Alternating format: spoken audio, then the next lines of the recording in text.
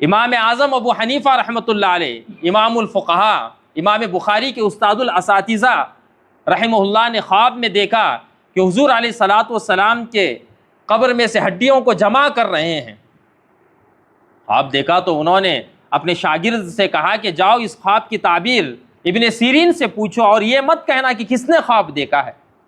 ابن سیرین نے جب خواب سنا تو کہا کہ اس خواب کی تعبیر، اس خواب کو امام اعظم ابو حنیفہ کے علاوہ کوئی دیکھ ہی نہیں سکتا، اور تعبیر بتائی کہ حضور علیہ السلام کی جو سنتیں بکھری پڑی ہوئی ہیں ان تمام کو جمع کرنے کا کام امام اعظم ابو حنیفہ کریں گے، اور انہوں نے کر کے دکھایا۔ اور آج تک یہ امت بانج نہیں ہے کہ انہوں نے 4 ہی فقہا پیدا کرے، امام اعظم ابو حنیفہ، امام شافعی، امام مالک، امام احمد بن حنبل۔ ایسا نہیں کہ اس امت کے اندر ان سے بڑے ذہین اور فتین لوگ پیدا نہیں ہوئے،